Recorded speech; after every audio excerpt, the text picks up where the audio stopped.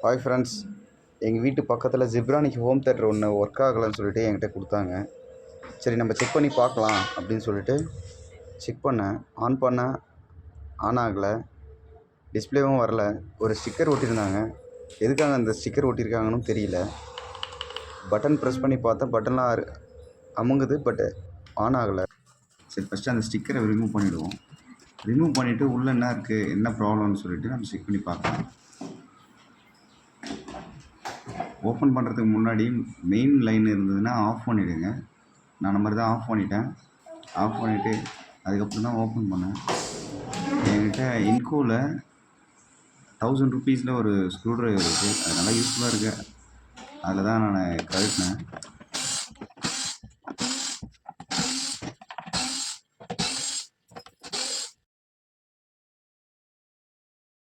எல்லாத்தையும் கழட்டிட்டோம்.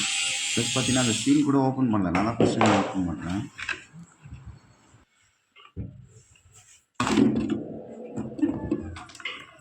உள்ளே ஏதாவது கழட்டிட்டு இருக்கான்னு பார்த்தேன். உள்ளே எதுவும் கழட்டிட்டு இல்லை. கெப்பாசிட்டி எதாவது பேர்ன் ஆகிருக்கான்னு பார்த்தேன். கெப்பாசிட்டி எதுவும் பேர்ன் ஆகலை. ட்ரை சால்ட்ரிங் எதாவது ஆகிருக்கான்னு பார்த்தேன். அதுவும் ட்ரை சால்ட்ரிங் எதுவும் இல்லை. சரி, இதுக்கப்புறம் ஃபீஸை செக் பண்ணணும். ஃபீஸை செக் பண்ணால் தான் அடுத்தது நமக்கு என்ன பிரச்சனை, ஃபீஸில் எதாவது இருக்கான்னு சொல்லிட்டு செக் பண்ணலாம்னு சொல்லிட்டு செக் பண்ணேன்.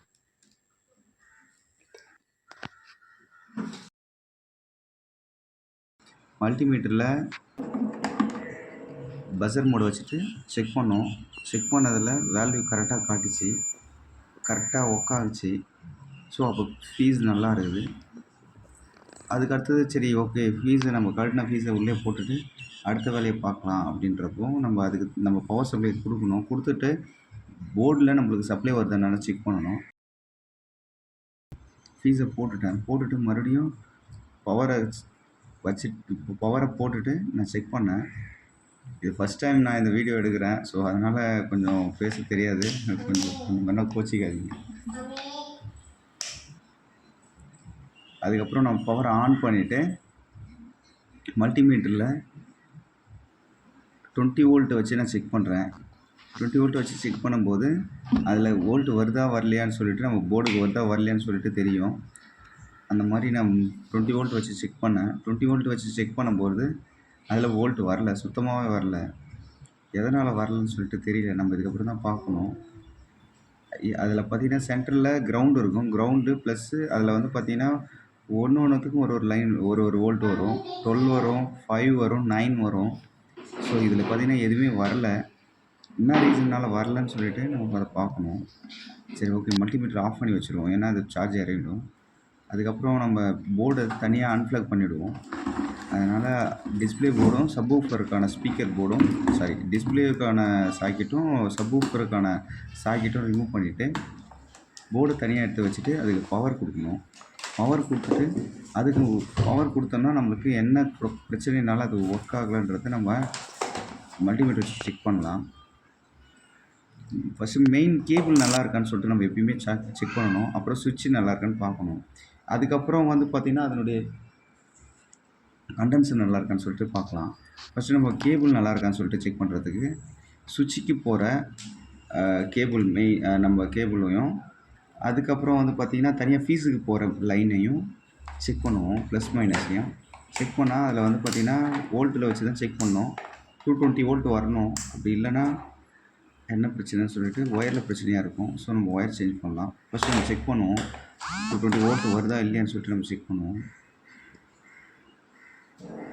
செக் பண்ணி பார்த்தேன் நான். சரி ஓகே, ப்ளஸ் மைனஸ் சேஞ்ச் பண்ணி வைக்கலாம் அப்படின்னு சொல்லிட்டு சேஞ்ச் பண்ணி வைக்கும்போது எனக்கு வந்தது பார்த்திங்கன்னா 60 அந்த மாதிரி வந்துட்டு அதுக்கப்புறம் 216, 215 அந்த மாதிரி வோல்ட்டு கரெக்டாக தான் வருது.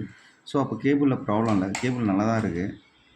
அப்போ என்ன தான் ப்ராப்ளம் அப்படின்னு சொல்லிட்டு நம்ம இப்போ அடுத்தது பக்கத்தில் இருக்கிற இதை எடுத்ததை நம்ம கரெக்டாக போட்டுக்கணும். அந்த ஸ்லீவை எடுத்து விட்டேன்.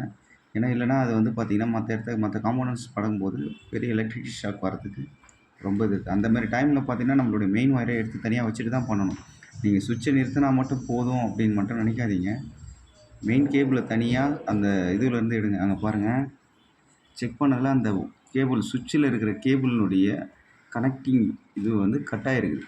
அதனால தான் இது ஆன் ஆகலை. சிம்பிளான ஒரு ப்ராப்ளம். இந்த ப்ராப்ளம் சின்ன ப்ராப்ளத்துக்காக பக்கத்து வீட்டில் அப்படியே வச்சுருந்துட்டாங்க. அது அவங்க தூக்கி இப்போது காயிலாங்கடையில் போட போனாங்க. அது இல்லை கொடுங்க நான் செட் பண்ணி தரேன்னு சொல்லிவிட்டு நான் பார்த்து தரேன் அப்படின்னு சொல்லிட்டு தான் வாங்கியிருக்கேன். இது செக் பண்ணதில் அந்த கேபிள் விட்டுருக்கு, வேறு ஒன்றும் ப்ராப்ளம் இல்லை. அதுக்கப்புறம் கேபிளை வந்து கட் பண்ணிவிட்டு அது லைட்டாக சீவிக்கணும். ஏன்னா வந்து பார்த்திங்கன்னா சால்ட்ரிங் பேஸ்ட் வந்து அது ஒட்டாது. சால்ட்ரிங் பேஸ்ட்டு வச்சு நம்ம பண்ணும்போது சால்ட்ரிங் வந்து ஒட்டாது. அதனால் நல்லா அதை க்ளீன் பண்ணிக்கணும். க்ளீன் பண்ணிவிட்டு நான் க்ளீன் பண்ணிட்டேன். நான் அந்த கட்டராலே க்ளீன் பண்ணிட்டேன். அதுக்கப்புறம் சால்ட்ரிங் பேஸ்ட் எடுத்து சால்ட்ரு பண்ண வேண்டியது தான். சால்ட்ரிங் பேஸ்ட் என்கிட்ட இருக்குது, சால்ட்ரிங்கும் இருக்குது. அதுக்கப்புறம் லெட் எடுத்து நான் சால்ட்ரிங் பண்ணேன். நல்லா தான் இருந்தது.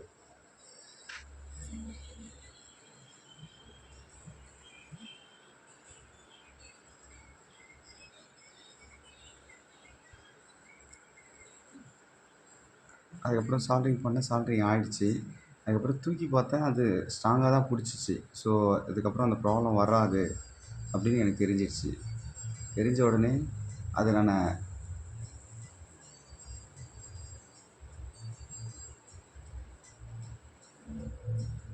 இது பார்த்திங்கன்னா டெஸ்ட் எடுத்து எதுக்காக அதில் வைக்கிறேன்னா, அந்த பேஸ்ட்டை எடுத்துகிட்டு போய்ட்டு அங்கே வைக்கணும். நம்ம அந்த முனையில் வச்சா தான் அடுத்து நம்ம சால்ட்ரிங் பண்ணும்போது ஈஸியாக பிடிக்கும். ஸோ அதனால் ஒயர்லேயும் அந்த இடத்துலையும் பேஸ்ட் லைட்டாக வச்சுட்டு எடுத்துகிட்டு போய்ட்டு நான் சால்ட்ரிங் பண்ணேன். சால்ட்ரிங் நல்லா பிடிச்சிருச்சு க்ரிப்பாக. சால்ட்ரிங் பண்ணும்போது பக்கத்தில் ஏதாவது மெல்ட் ஆகிற மாதிரி பொருள் மேலே சால்ட்ரிங் எடுத்துகிட்டு போய் வச்சுட்டு போகிறீங்க. நான் தூக்கி பார்த்தேன் பாருங்கள், அருவே இல்லை, நல்லா இருந்தது. அதுக்கப்புறம் அந்த ஸ்லீவை எடுத்து அதிலே சொருகி கரெக்டாக லாக் பண்ணி விட்டுட்டேன். லாக் பண்ணிவிட்டு நான் செக் பண்ணேன். செக் பண்ணும்போது கரெக்டாக இருந்தது. அதுக்கப்புறம் மெயின் எடுத்து போட்டோம். மெயின் போட்டுட்டு ஆன் பண்ணிவிட்டு திருப்பி அது போர்டில் கரெக்டான வோல்ட் வருதா வரலையா அப்படின்னு சொல்லிட்டு நான் செக் பண்ணலாம் அப்படின்றதுக்காக போர்டை திருப்பிட்டு செக் பண்ணேன். நம்ம இதில் வந்து பார்த்திங்கன்னா மல்டிமீட்டரில் 20 வோல்ட் வைக்கணும். ஏன்னா வந்து பார்த்திங்கன்னா 20 வோல்ட் தான் அதில் வந்து பார்த்திங்கன்னா அந்த நமக்கு செக் பண்ணுறதுக்கு கரெக்டாக இருக்கும். 20 வோல்ட்டை விட அதிகமாக வச்சாலும் கரெக்டான வேல்யூ நமக்கு தெரியாது. ஸோ நம்ம செக் பண்ணும்போது பாருங்கள், ஹாப்பியாக இருக்குது, கரெக்டாக வோல்ட் வருதுங்க. ஸோ ப்ராப்ளம் வந்து பார்த்திங்கன்னா அந்த கேபிள் கட்டான இதனால தான். ஸோ சிம்பிளான விஷயம். இந்த சிம்பிளான விஷயத்துக்காக இந்த ஹோம் தேட்டரை தூக்கி ஓரமாக வச்சுருந்துருக்காங்க அவங்க.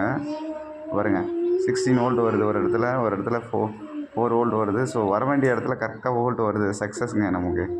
ஒரு ஹாப்பியாக இருக்குது. அதுக்கப்புறம் க்ளீன் பண்ணிவிட்டு அதை ஃபிக்ஸ் பண்ணுறது தான். இது எதுக்காக ஃபார்வர்டாக பண்ணுறேன்னா, உங்களுக்கு டைம் வேஸ்ட்டுன்றதுக்காக தான் ஸ்பீடாக பண்ணியிருக்கேன். கொஞ்சம் நல்லாயிருக்கும் பாருங்கள். நல்லா ஸ்பீடாக அதை பண்ணி முடிச்சுட்டு அதுக்கப்புறம் என்ன பண்ணணும்,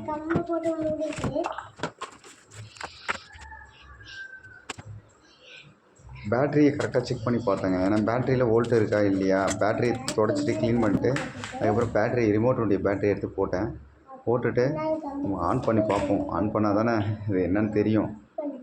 பாருங்கள், ஆன் ஆகிடுச்சு. டாட் காட்டுதுங்களா, சூப்பர். அதுக்கப்புறம் ரிமோட்டில் ஆன் பண்ணுவோம். இருங்க, ரிமோட்டில் ஆன் பண்ணோடனே ஆன் ஆகிடுச்சிங்க. சக்ஸஸ்ங்க. இவ்வளோ நேரம் நம்ம செஞ்சதுக்காக சூப்பராக முடிஞ்சிச்சிங்க. எஃப்எம் மோட செலக்ஷன் பண்ணி எஃப்எம் வச்சுருங்க. பாட்டு சூப்பராக பாடுதுங்க. ஸோ நீங்களும் உங்கள் வீட்டில் இருந்ததுன்னா இது போல் ஒன்று ட்ரை பண்ணி பாருங்கள்.